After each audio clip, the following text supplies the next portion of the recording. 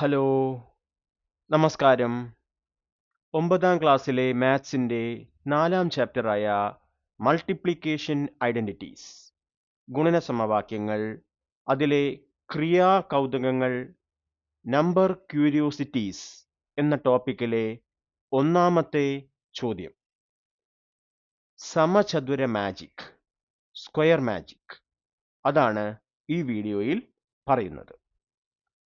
ചോദ്യവും അതിൻ്റെ സൊല്യൂഷനും നോക്കാം.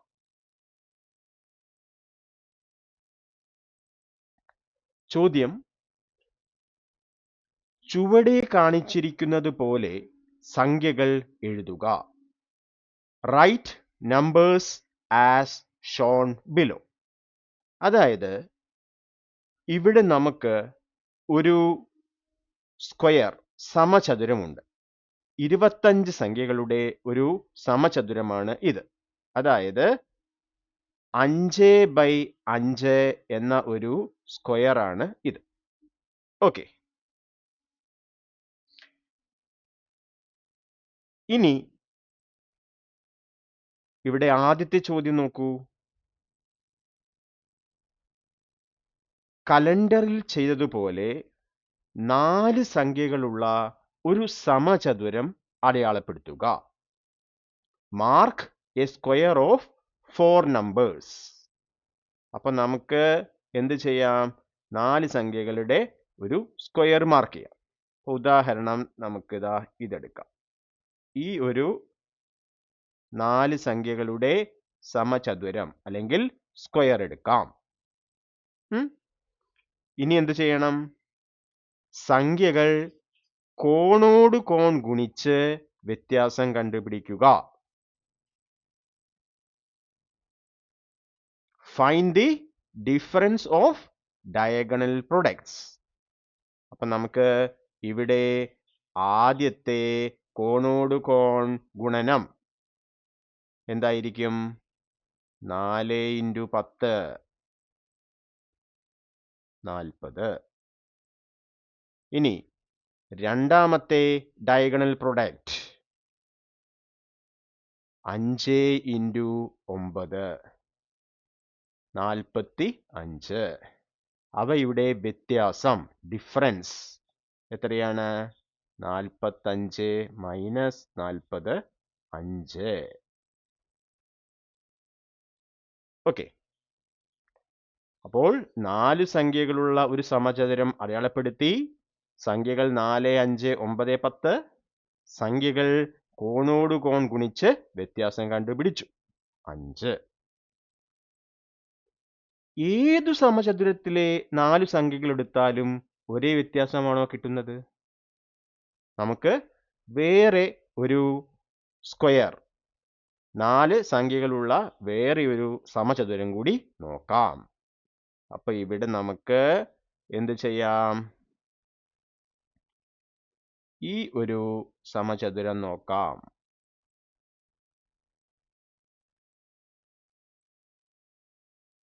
ഓക്കെ, അപ്പോൾ ഇവിടുത്തെ സംഖ്യകൾ ഏതൊക്കെയാണ്? 11, 12, 16, 17. ഇനി ഇവിടുത്തെ ആദ്യത്തെ കോണോട് കോൺ ഗുണനം 11 × 17. അപ്പൊ എന്ത് കിട്ടും? 11 × 7 77. അതിന് 7 ബാക്കി 7. 11 × 1 11. 11ഉം 7ഉം 18. 187. ഇനി രണ്ടാമത്തെ ഡയഗണൽ പ്രൊഡക്റ്റ് കോണോട് കോൺ ഗുണനം 12 × 16. അപ്പൊ ഇവിടെ 12 × 6 72. 72ന് 2 ബാക്കി 7. 12. 12ഉം 7ഉം 19. ഇനി the difference of diagonal products കോണോട് കോൺ ഗുണിച്ച് വ്യത്യാസം 192 - 187 5. അപ്പോ ഈ സ്ക്വയർ സമചതുരത്തിലെ കോണോട് കോൺ ഗുണനത്തിന്റെ വ്യത്യാസം ഇതിന്റെ കോണോട് കോൺ ഗുണനത്തിന്റെ വ്യത്യാസത്തിന് തുല്യമാണ് 5. അപ്പോൾ the difference of diagonal products equal to 5 ആണെന്ന് മനസ്സിലാക്കാം. അപ്പോ do we get the same difference for any such square? Yes, we get the same difference 5 for any such square. ഏത് സമചതുരത്തിലെ 4 സംഖ്യകൾ എടുത്താലും വ്യത്യാസം 5 ആണ്. ഓക്കെ, ഇനി ബി പാർട്ട് നോക്കാം. ഇതിന്റെ എക്സ്പ്ലനേഷൻ നമുക്ക് സ്റ്റെപ്പ് ആയിട്ടുള്ള വിശദീകരണം എഴുതാവുന്ന രീതിയിൽ ഇത് കഴിഞ്ഞതിന് ശേഷം നമുക്ക് പറയാം. ഇത് എന്തുകൊണ്ടാണെന്ന് ബീജഗണിതം ഉപയോഗിച്ച് വിശദീകരിക്കുക. അപ്പൊ ഇവിടെ നമുക്ക് ഒരു സ്ക്വയർ, ഒരു സമചതുരം എടുക്കുകയാണെങ്കിൽ അതിലെ സംഖ്യകൾ നമുക്ക് നോക്കാം. ഇപ്പൊ ഞാൻ ഇവിടെ ഒരു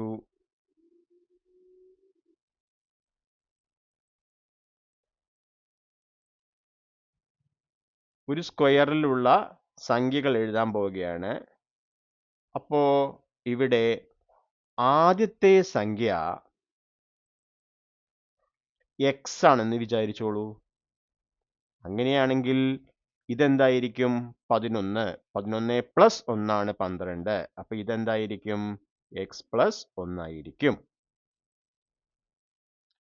ഒരു വരിയിൽ, ഒരു റോയിൽ 1 2 3 4 5 5 എലമെന്റ്സ് ആണ് ഉള്ളത്. 5 സംഖ്യകളാണ് ഒരു വരിയിൽ, ഒരു റോയിൽ ഉള്ളത്.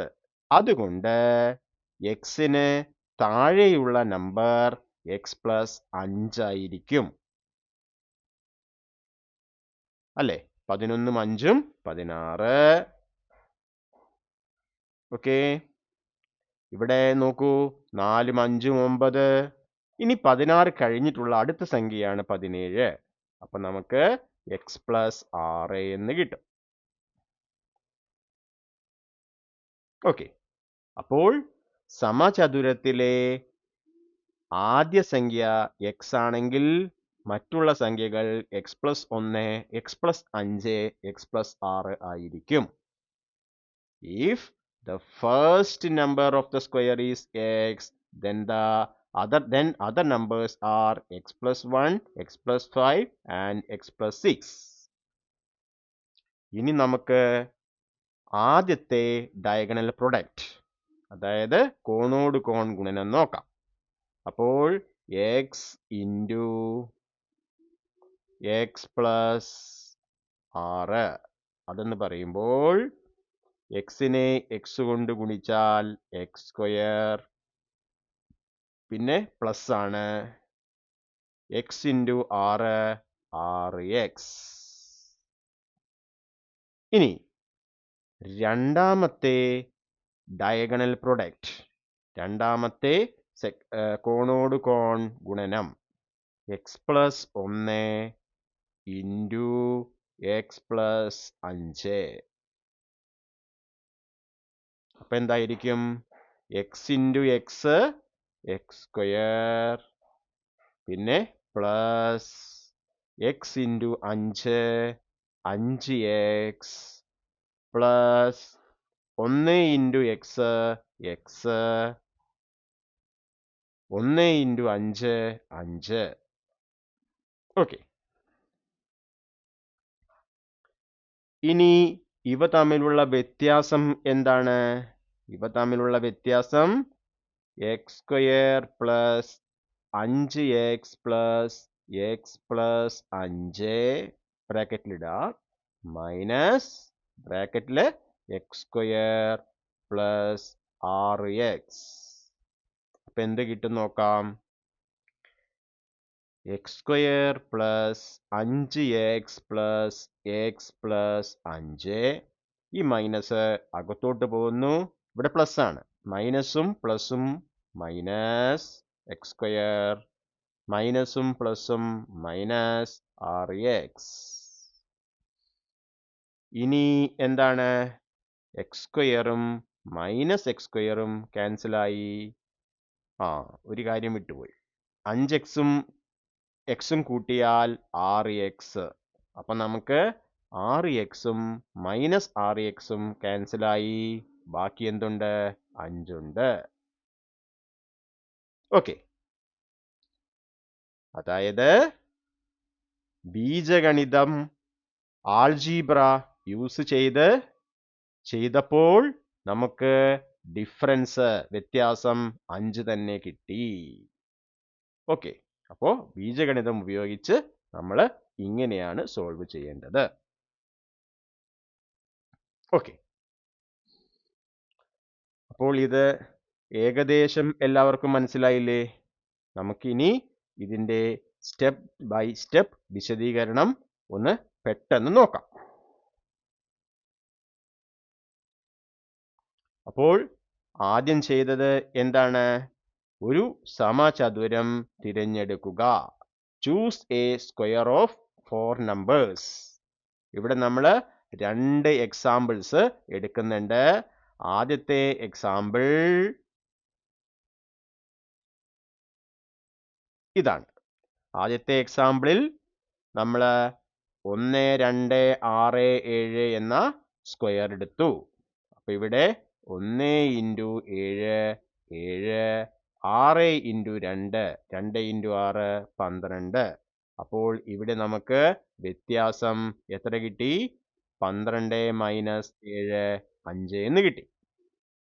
ഓക്കെ, ഇനി സെക്കൻഡ് എക്സാമ്പിളിൽ നമ്മൾ 13, 14, 18, 19 നോക്കൂ. 13, 14, 18, 19 അത് ഇവിടെ എന്താണ്? ഒരു സ്ക്വയർ ആണ്. ഇനി ആദ്യത്തെ diagonal product, first diagonal product 13 × 19. അത് ചെയ്യുമ്പോൾ നമുക്ക് എന്ത് ചെയ്യാം?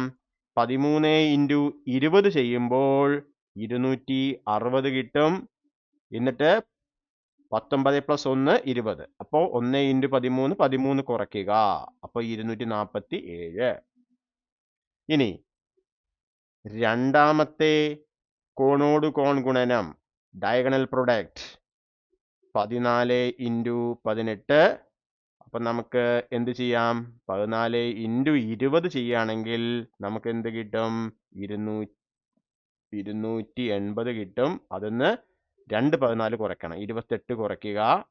അപ്പോൾ 8 × 2 10, 3 5 8, 2 252 എന്ന് കിട്ടും. അല്ലെങ്കിൽ ഗുണിച്ച് നോക്കാം.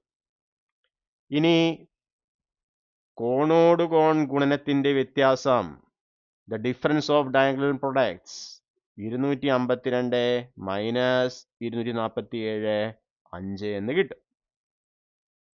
അപ്പോൾ ഒന്നാമത്തെ ഭാഗത്തിന്റെ ഉത്തരം ഏത് സമചതുരം എടുത്താലും വ്യത്യാസം 5 തന്നെ ലഭിക്കുന്നു. We get the same difference 5 for any such square. പരീക്ഷയ്ക്ക് ഇതുപോലെ 2 ഉദാഹരണം എഴുതുക, എന്നിട്ട് ഈ ഉത്തരം എഴുതുക. ഇനി രണ്ടാമത്തെ ചോദ്യം എന്താണ്?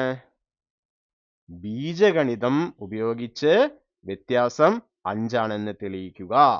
Using algebra prove the difference is 5. അപ്പോൾ ബീജഗണിത വിശദീകരണം, ആൾജീബ്രിക് എക്സ്പ്ലനേഷൻ. എന്നിട്ട് ആദ്യം എന്തെഴുതണം? പട്ടികയിലെ ഓരോ വരിയിലും 5 സംഖ്യകൾ വീതമുണ്ട്. Each row has 5 numbers. ഇനി ഇവിടെ സമചതുരത്തിലെ ആദ്യത്തെ സംഖ്യ x ആയി എടുത്താൽ അങ്ങനെ എഴുതണം കേട്ടോ. സമചതുരത്തിലെ ആദ്യത്തെ സംഖ്യ x ആയി എടുത്താൽ, അതായത് if the top left number of the square is x,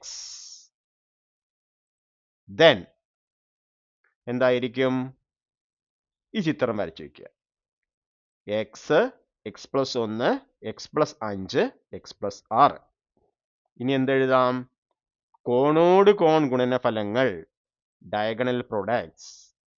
എന്നിട്ട് ഒന്നാമത്തേത് പ്രൊഡക്റ്റ് 1 എന്തായിരിക്കും? X into x plus 6. അപ്പൊ നമുക്ക് x² പ്ലസ് 6x.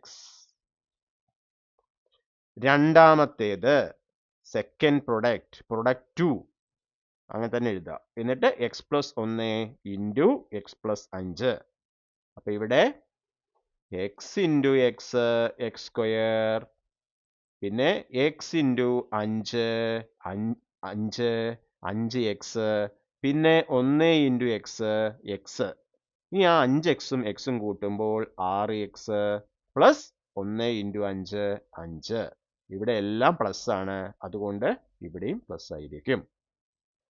ഇവിടെ ഞാൻ ഒരു സ്റ്റെപ്പ് സേവ് ചെയ്തിട്ടുണ്ട്. ഒരു സ്റ്റെപ്പ് പെട്ടെന്ന് എഴുതുകയാണ് ചെയ്തിരിക്കുന്നത്. ഇനി വ്യത്യാസം അല്ലെങ്കിൽ ഡിഫറൻസ് ഏതാണ്?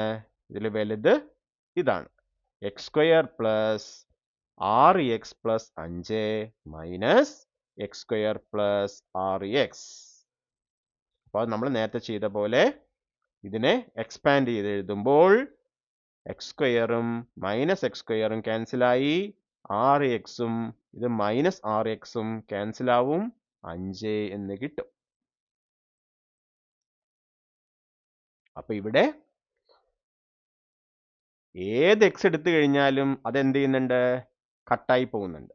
ഇവിടെ x എന്ത് തന്നെയായാലും വ്യത്യാസം എപ്പോഴും 5 ആയിരിക്കും. Since the result is independent of x, the difference is always 5 for any square. Okay.